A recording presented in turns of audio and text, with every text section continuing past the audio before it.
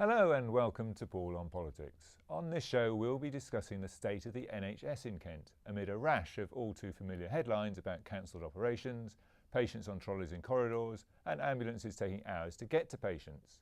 Whether you define it as a crisis or not, there seems to be a consensus that something's wrong and needs fixing. But what treatment does it need? And to what extent are the problems caused by councils unable to offer the level of social care that might ease the pressure on our hospitals? With us on the sofa to help with the diagnosis are Conservative Kent County Councillor Roger Gough and Labour County Councillor Dr Mike Eddy. Thanks to both for joining us. We'll also be reviewing where we are 6 months on from that historic referendum result to leave the EU and reflecting on Theresa May's 12-point escape plan. First though, KMTV reporter Louisa Britton takes the temperature of our hospitals. Across the country, the last few weeks have seen the worst waiting times in A&E for more than a decade. Patients have been left for hours before being seen and cancer operations have been cancelled. Hospitals across the UK have been declaring major alerts and the Red Cross has even said the situation is a humanitarian crisis in the making. But what about the picture in Kent? The NHS across North Kent and Medway has been warning patients that it's experiencing significant pressure and unprecedented levels of demand for A&E services. For example, it's been a little more than a week since a grandmother had to wait 3 hours lying on a car park floor in Sittingbourne for an ambulance. Her daughter posted this picture on Facebook. The ambulance was called just after 10 o'clock in the morning after Karen Barnes was knocked over by a car. But the emergency services were so overstretched that it wasn't until 1:30 that an ambulance crew arrived at the Aldi car park. Last week, the Prime Minister said that GPs should open their surgeries for longer to help ease the pressure on A&E departments. But many doctors, like Julian Spinks, who works here in Strood, think this strategy is unfair and will not resolve the real problems. I genuinely think that GPs are being scapegoated. I think that they found us as an easy target to look at so that they could deflect away from a problem which is right across both health and social care. We have a shortage of beds in hospitals, we have a shortage of beds in nursing homes and the ability to care for people in their own home. All of that works together to mean that the NHS is moving into crisis and just increasing GPs will make very little difference. So across the board, the health service is being asked to carry on as normal with fewer staff and hospital beds while trying to cope with rising numbers coming in through the doors. And this is worrying people across the county. It's far too underfunded. It's not committed to its own people. They haven't got enough staff. They're underpaid, overworked, and people are having to wait 4-8 hours. You know, in A&Es, in hospitals all around the country, and this shouldn't be happening. They ring up to appointment for doctors, and they're having to wait a week to get an appointment for the doctors. It shouldn't be happening. We need to pour more money into it. The big issue of the NHS is that there's too many people going for too insignificant reasons. The fact that even if people get a little bump to the head or they have a slight cough, people will go to A&E, which takes up a lot of their time for things that aren't an issue. And I mean, the waiting hours in A&E just get longer and longer because people are going for every single thing they think of. There's just so much more demand than there is supply, which you get in any industry that's underfunded. So I think the NHS, the service that you get once you're in is very, very good, but getting into that system is difficult because there are so many very sick people that are getting sicker. So it's I think that the NHS does provide a good service, but getting access to it can be tricky. Louisa Britton, KMTV. Well, Roger Gough, whatever the problems the NHS has, the main one seems to be funding. Why isn't the government prepared to put more money into the service? Well, I think the NHS overall has certainly had slower growth in its funding in recent years compared with the past. That said, it has, within the overall austerity, been relatively protected compared certainly, for example, with social care. So whilst there is certainly always a debate to be had about funding, the reality is that as the country as a whole still has a budget deficit, there are a wide range of demands on public spending. And interestingly, one of the points that Simon Stevens, the head of NHS England, made in addressing the issue was to say, look, if there is any money available, social care is probably the first priority. So it is important that we address the issues in health and social care. whatever it is that we do in addressing that, we can't go on in quite the way we have. Mike, it's Labour's very good at pointing out the things that are going wrong. What would Labour do if it was in government? Well, sadly, with the NHS at the moment, it's far too easy to point out what is going wrong. But what we clearly need is to see money put into the system where it needs to be put in. I would agree with Roger to a certain extent that the social services is one of the areas where it does need to be put in. As Roger has pointed out, there's been slight growth in the amount of money spent on the NHS as such. But the problem is, if you can't get the patients out of the back end of the hospital and into care homes or back into their own homes, because social services are not adequate, you can't get people in through the front door, and you can't treat them. That's a key issue, isn't it, Roger? The fact is that hospitals are frustrated because there's the lack of capacity in the adult care system, which would enable them to move people out of hospitals and get new patients in. It can be an issue, though actually it's not simply a matter of social care. It's certainly right, and on this at least Mike and I are in danger of being in violent, there's too much agreement going on. Violent agreement that discharge from hospital, and indeed the question of who is admitted to hospital, can be severe problems. And one of the things which everyone agrees from all the evidence is there are many people in acute hospital beds who should not be there. Well, we all know the reason why that is, because when they try to get appointments at their GP surgeries, they're told they've got to wait for 3 weeks. I mean, I've experienced this myself. I don't know whether you have. You ring up, ask for an appointment, and 3 weeks' time.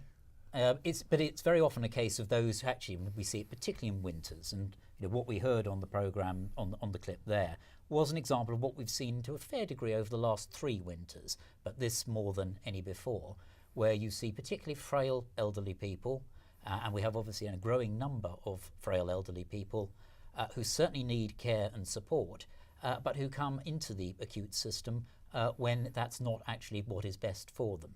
Coming back to the point about social care, if you look at the figures nationally, it is true that what are called delayed transfers of care can relate to social care, but they don't always. More than half of them actually relate to issues of capacity within the NHS.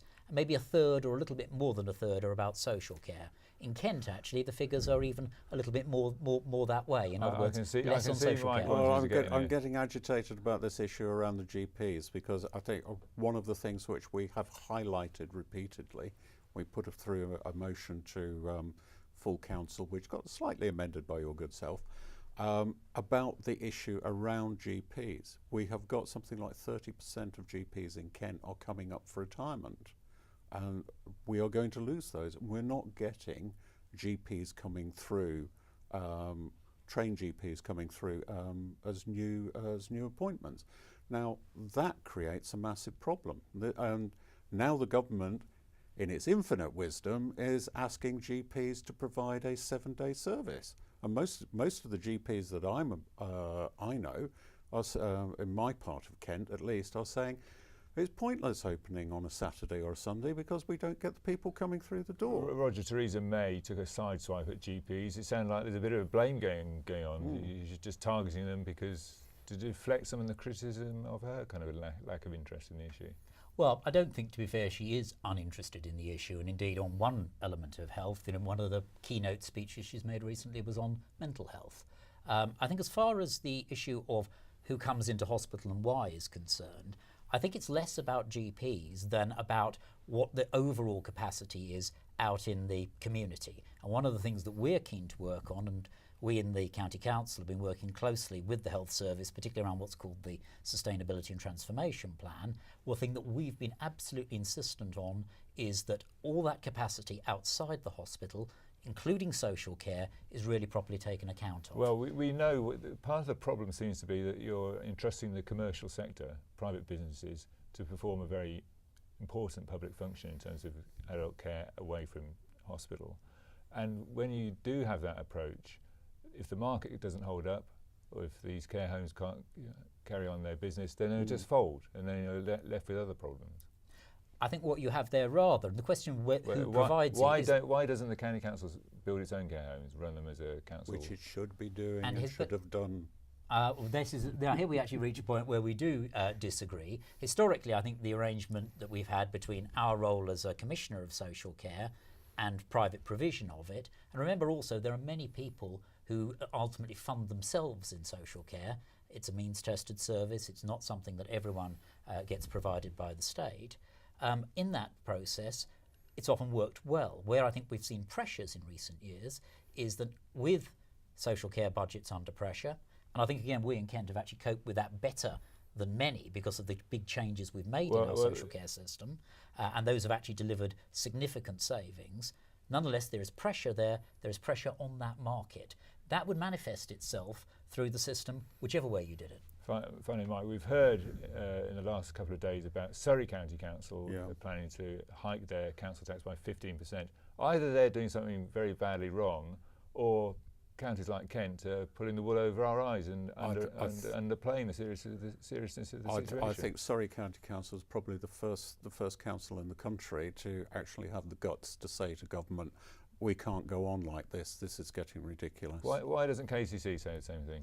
Well, if you look at the situation I don't know the situation in Surrey intimately, but they are looking, as I understand it, at a gap of about £30 million on their social care budget. We've certainly had severe pressures on it, and particularly during this financial year, but nowhere near that. As I say, I don't know what the situation has been in Surrey historically, but we've undertaken major transformation in our social care over the last few years, and therefore we are certainly not looking at a position where that sort of gap is there at the present. Well, this debate is going to carry on, there's no doubt about that. And well away from the NHS, the other issue dominating politics continues to be Brexit and how the UK will detach itself from the EU. Theresa May sought to give some clarity to the government's plan this week, but for some, her speech raised as many questions as it answered. Gough asked voters if they had second thoughts and if they were concerned about Theresa May's plan. With 12 main points, the Prime Minister said her government will make sure that we control our own laws. We will be in charge of our own borders, as immigration was a hot topic during the referendum campaign, and this all happens while maintaining the rights of EU nationals in Britain and vice versa. She also wants Britain to become a global trading nation, even if that means leaving the single market and negotiating new trade agreements with other countries. But is this what Brexit voters had in mind when they voted to leave the EU? We asked the people of Chatham. I was beginning to worry that perhaps she didn't have a plan, but since that is it, I think we should all work to make it work. And that means all the political parties as well. The thing about her statement is, I didn't realise that the MPs and the House of Lords were going, so they can overturn whatever they like, can't they? You know, as long as it's a fair deal for us and, you know, maintains a lot of our economic, you know, whatever. You know, and as long as we don't lose too much money. Putting it bluntly, I'm like a lot of people, we're worried about immigration and things like that. I'm worried about what's not for us, but for our grandchildren's futures. I didn't vote to leave. I would much rather have remained in the EU. I think we were getting quite enough for our money, and I think this country could do with paying attention to other issues rather than spending its time and its money trying to leave Europe. Well, before we get on to discussing that, I should say that there was not Gough who interviewing our voters there, but Evangeline Dryden. Moving on to Brexit, Theresa May set out her strategy or framework, if you like. All sounds very good, but it needs the agreement of 27 member states. That's a bit more of a challenge, isn't it? That is the nature of a negotiation. But I think what she has achieved this week is given a degree of clarity, and that was actually, I think, recognised in quite a number of continental European capitals. Clarity about the process, but not about the outcome.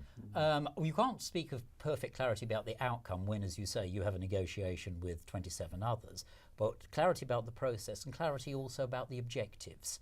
And I think what she was setting out very clearly there was the aim that, yes, we do not seek it to, as was put, cherry-pick aspects of membership, but we do seek, going forward, a strategic partnership with the other 27, even if it will then be as a member outside the EU. Mike, Eddy, I'm a bit confused about Labour's position because it seems to change every day. You know, where are we with Mr. Corbyn? Well, I'm not at all confused with Labour's position. Well, I'm sure you're going to give a very lucid explanation. We didn't want to be here in the first place, but as the country has decided collectively to cut its nose off to spite its face, we will have to get on with the job of plastic surgery to save us. I'm sure the 52% will have picked up on that, but I mean, Jeremy Corbyn doesn't seem terribly keen on the whole idea of leaving. There are reservations within the Labour Party about the nature of the European Union. We generally, our view is that what we should be doing is trying to reform it from within, but we are where we are, and where we are is unfortunately in a position which will damage the economy. Well, you know, Roger, there's a point there, isn't it? Because Theresa May seemed to put immigration control above the trading issue in some senses. Is that the right approach? I think what she is doing is responding to what took place last June, and I think that's absolutely right as a politician, as a Democrat. I mean, she was obviously someone who spoke for Remain at the time, but the situation has now moved on. I think it is right to say that given where we were a member of the EU, we were actually helping to shape the single market. Once you're out, you're no longer shaping it. And I think there's a big question then as to, does it make sense actually to be subject to rules that you don't help shape? Plus, as you say, there's no doubt that the free movement immigration issue played a significant part in the campaign. And if you take any cognizance of that whatsoever, you move away from being a pure member of the single market. So I think her approach has been to say, we have to take that as a given. What we now look to is to say, what is the right relationship we can establish on trade, on security, on a range of areas of cooperation with the EU 27, and equally, what is it that we look to do with the wider world? Well, it sounds more complicated than the Palestinian peace process, but Mike, what's your view about the challenges that face? I would certainly say that it is at least as complicated as the Palestinian peace process, and you're probably right that it is more complex. I think it's very unfortunate that the issue has got wrapped up in the whole immigration debate. The immigration debate is something which even this government is recognising that it won't be able to solve by coming out of the European Union. We will have to have people coming into the country to carry out certain jobs, and they're talking now about immigration from across the whole world, as opposed to immigration principally from the European Union. There's a point there, Roger, isn't there, that Kent itself does rely on lots of people from abroad to come in and do jobs like working in hospitals and particularly fruit farming, and they're in an uncertain period. There is uncertainty, but I think at the same time the question now, and you know, I speak as someone who was pro-Remain at the time of the campaign, very strongly so, but as I think the Prime Minister has recognised, there was a very clear expression of democratic will in that referendum. There is no doubt that the migration issue was an important part of it. It wasn't the whole of it, but it was part. And there is a distinction between saying, on the one side, do you have a more discriminatory approach to who comes in and from where? Because at present we have, in effect, free movement with one part of the world and then a different approach to the rest. You can clearly seek to find ways in which you still seek to bring in the skills that you need and recognise that that's the case, but in a more tailored way. And I think that's what needs to be done. No, Theresa May is not place any numbers, any targets on this, but people ought to know how many people the government is prepared to let in, oughtn't they? That's a perfectly reasonable thing for people to ask. I think about limits and targets. Why doesn't the government set one? I think that what you're seeing at the moment is working towards a position where the government's aspiration, and of course they've not come close to it in recent years, is to have net migration down into the tens rather than the hundreds of thousands. There is a long way to go before you get there, and there are elements of that which are not simply related to the EU. About half of the net migration is from outside. So I think I think what matters really is to set the criteria and the approach, and I think the numbers to a certain extent follow from that. Is Labour prepared to put a target on this, Mike? I don't think it's sensible in any way to put a target on it, because you don't know what you are actually going to require at any one time. And are we going to turn around and say, oh no, we don't want a Polish guy coming in who's going to set up and run his own business, running a delicatessen, for example, but we are going to want somebody to come in and pick fruit from, I don't know, the Gambia or wherever it may be. I mean, we have to be responsive to the actual needs of the economy to keep the economy going. You can't just say, oh, that's the limit, and sorry, you happen to be a brain surgeon, but you are number 1001, so you can't come in. That makes no sense. And I don't think, to be honest, that is something that the government would be arguing for. But I think what is an imperative really coming out of the referendum is for more of a sense of balance and control on this than we've had in recent years. And as I say, at present, we run a very different regime, one of free movement within the EU, compared with the approach we take to the rest of the world. And clearly we need to rebalance that. Okay. And Brexiteers must remember that free movement operates both ways. Okay. And that's going to have a massive impact. Like all these issues, there are a lot more we could be talking about. I just wanted to, final question, snap election this year or not? My bet would be not. Mike? No way. Right, well, seeing as politicians always tend to get it wrong, that means you'll be going to the ballot box in May, perhaps. Anyway, that's all from us here at Paul on Politics. Thanks to our guests for coming into the studio.